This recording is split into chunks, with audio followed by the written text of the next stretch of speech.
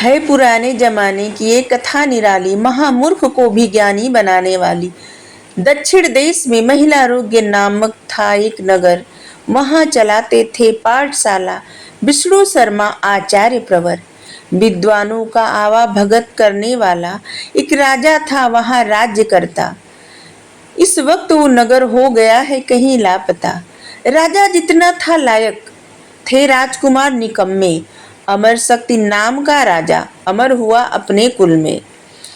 चाहे हो 100 राजकुमार, लायक ही एक पर लायक एक ही दो होते हैं, और उन्हीं पर होता विचार। राज सिंहासन की चाहत में होते गद्दार और अत्याचार।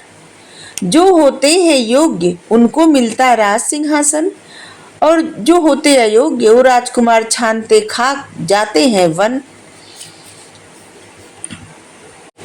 होते थे जो राज्य के मंत्री, करते थे चालाकी। राजकुमारों को बनाते नशेड़ी और स्वयं बन जाते साकी। राजकुमारों के निकम्मे होने में राजा का हाथ था गहरा। ज्यादा लाड़ प्यार का होता था उन पर पहरा। जैसे अधिक पानी से होती है जमीन बंजर और ऊसर, वैसे ही अधिक लाड़ प्यार से बच्चे जाते हैं बिगड़। राजाओं के राजकाज में मिलती कहाँ थी इतनी फुर्सत। राजाओं को राजकाज से मिलती कहाँ थी इतनी फुर्सत। राजकुमारों को देखने को राजा जाते थे तरस। जब थी नहीं फुर्सत पिता को देखे पुत्र की चाल चलन, ऐसे में पुत्र तो होता ही लुटाने वाला अपना धन। जब थी नहीं फुर्सत पिता को देखे पुत्र की चाल चलन, ऐसे में पुत्र ही होगा लुटाने वाला अपना धन। होते थे जो चापलूस वो सुनाते थे राजकुमारों के झूठी बहादुरी और ज्ञान की कथा।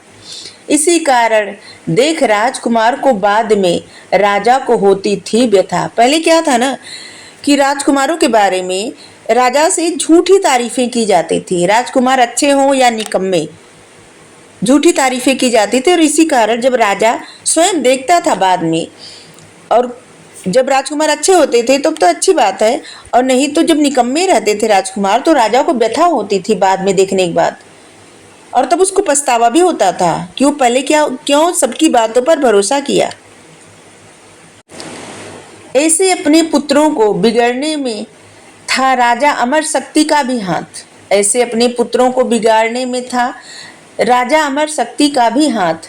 अपने पुत्रों को मानकर पहले से गुड़ी, अब कर रहा प्रलाप मतलब रोना। पहले बिना देखे बिना जाने दूसरे के मुख से सुन के कैसे जान ले कि किसमें क्या गुण है। इसमें राजा की गलती तो थी ही, और अब प्रलाप मतलब रोने से क्या फायदा। है कहावत एक, इस राजकुमारों से मिलते हैं खोटों के लड़के खरे और छोटों के लड़के बड़े निकलते हैं। मतलब जरूरी नहीं कि जो इंसान अच्छा हो उसका लड़का भी अच्छा हो, और जरूरी नहीं कि जो इंसान बुरा हो उसका लड़का भी बुरा हो। इसीलिए खोटों के लड़के खरे और छोटों के लड़के बड़े निकलते हैं। इसीलिए बड़े वृक्ष बरगद के नीचे से घास सूख जाती है। कभी भी बरगद के नीचे जो घास रहती है ना वो हरी भरी नहीं रहती। इसीलिए जो लोग बहुत कामयाब रहते हैं या जो बहुत महान राजा होते हैं, उनके पुत्र शायद ही उनके गुण वैसे होते अपने पिता की तरह, शायद ही कोई ही। राजा अमर शक्ति से हुई थी एक चूक, नाम रखे थे जो राजकुमारों का वो भी था वहम अचूक। नाम तीनों पुत्रों का रखने में सूझी थी युक्ति। अमर शक्ति के पुत्र हुए थे उग्र शक्ति, बहुशक्ति और अनंत शक्ति। तीनों राजकुमार अपने नाम तथा गुणों पर चल रहे थे, शक्ति के अहंकार से फिसल रहे थे। उनको था अहंकार शक्ति और अहम का, मूर्खता को ज्ञानी होने के वहम का।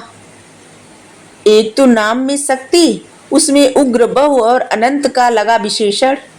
नीम चढ़े करेले महल में खेलते थे रण।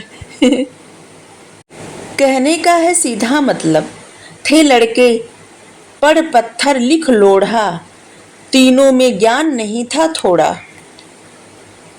तीनों में भी जरा भी ज्ञान नहीं था, एकदम निकम्मे थे।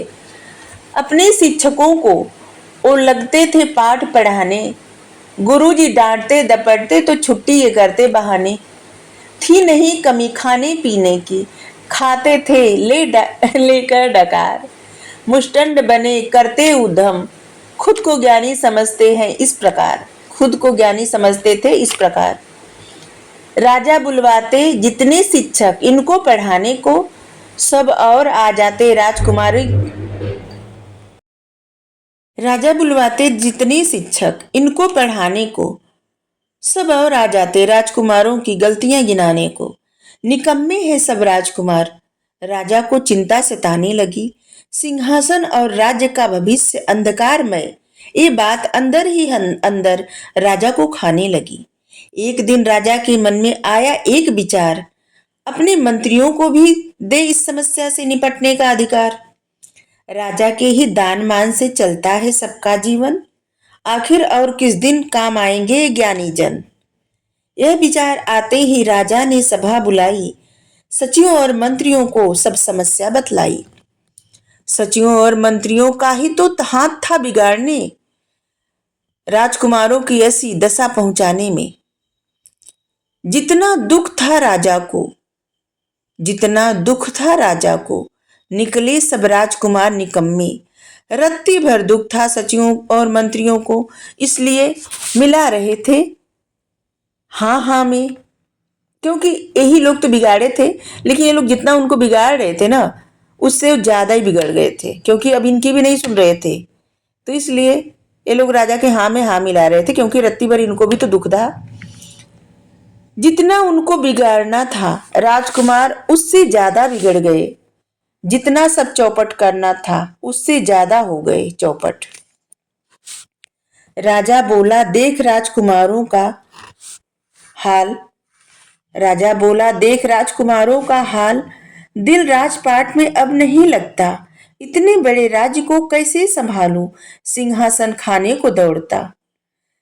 करने लगा बिलाप नृप, व्यथा भरी कही बात। कुबंस से निर्बंस के हो कुबंस से निर्बंस के होते अच्छे हालात। मतलब जिसका बच्चा गलत संगत में पड़ जाए, उससे अच्छे हालात तो उनके हैं कि जिनके बच्चे नहीं हैं। राजा कहने लगा बिलाप कर करके, रो रो के। नृप मतलब राजा, आप सब तो जानते ही हैं। लेकर जन्म मरे सूत, आंखों में अंधेरा छा जाता। कष्ट उससे भी भारी तब होता, जब तने मूरख निकल जाता। तने मतलब पुत्र। संतान ना होने का मलाल कभी कभी ही सालता। बुद्धिहीन संतान का दुख जीवन भर है खलता। सभी सभासद खोले कान, रहे ध्यान लगाए सुनते। जन्म से ही होती संतान नालायक लायक, ये बात सभी लोग जानते। सब लोग जानते हैं कि जब बच्चे छोटे रहते हैं तभी पता चल जाता है कि उनके गुण क्या है। ठीक है, पता चल जाता है। फिर भी सभी राजा की हाँ में हाँ मिलाते जा रहे थे, सहमति में अपना सिर हिलाते जा रहे थे। राजा की विद्वान होने की कसौटी थी बड़ी कठिन। मंत्रियों में खुद का विद्वान साबित करने की मंत्रियों में खुद को विद्वान साबित करने में पद प्रतिष्ठा जाति उनकी छिन। अगर कोई मंत्री या सचिव अपने आप को विद्वान बताता या बताता कि बच्चे छोटे थे तभी पता चल जाता कि सही है गलत है, तो क्या होता कि उनको जो पद प्रतिष्ठा मिली थी, अगर सही नहीं कह पाते, राजा को अच्छा नहीं लगता, तो उनका तो छिन जाता ना। और इसीलिए कोई भी इस कठौती पर खड़े उतरने के लिए तैयार नहीं था। और इसीलिए सिर्फ हाँ में हाँ मिलाते जा रहे थे सभी लोग। सभी मंत्रियों और सभासदों ने राजा का भाषण वैसे ही सुना, जितने ध्यान से किसी राजा का भाषण सुना जाता। इसका असर राजा पर पड़ा ही बहुत अच्छा। राजा को भरोसा हो गया मंत्रिमंडल है मेरे प्रति सच्चा। खांस कर किया गला साफ और बोला ऐसी बात, मेरे दान पर चलने वाले पंडितों ने किया मुझसे घात। बात मेरी थोड़ी कटु है पर बुरा नहीं मानना, मेरे निकम्मे राजकुमारों का हाथ अब तुम लोगों को है थामना। काश कुछ ऐसा हो जाए अचरज और कमाल, थोड़ी सी बुद्धि बढ़ जाए और बने बुद्धिमान मेरे निकम्मे लाल। किसी समस्या को सुलझाने का सबसे नायाब तरीका है असाध्य रोग कहे इस रोग को चुटकी में हल करते हुए देखा है। कभी कभी असाध्य रोग को जादू हो जाता है, जैसे न ठीक हो जाता है। बस राजा की यही इच्छा थी कि कोई तो ऐसा हल मिल जाए कि जिससे उनके नालायक बच्चे थोड़ा सा उनको बुद्धि ज्ञान हो जाए, जिससे वो राजा बन सके, राज्य का कार्यभार संभाल सके। राजा को चिंता सताने लगी थी कि उसके न रहने पर आगे क्या होगा, और इसी डर से राजा सबके सामने अपनी बात रखी और जैसे ऐसे देख रहा था कि कोई तो होगा ऐसा जो उसकी समस्या को सुलझा देगा। तो सबका हौसला बढ़ाने के लिए इसे बोल रहा था कि असाध्य रोग भी कभी कभी चुटकी में ठीक हो जाते हैं। एक सभासद था विद्वान, समझाया राजा को बात, सब कुछ बिगड़ चुका है इतनी जल्दी ना ठीक होंगे हालात।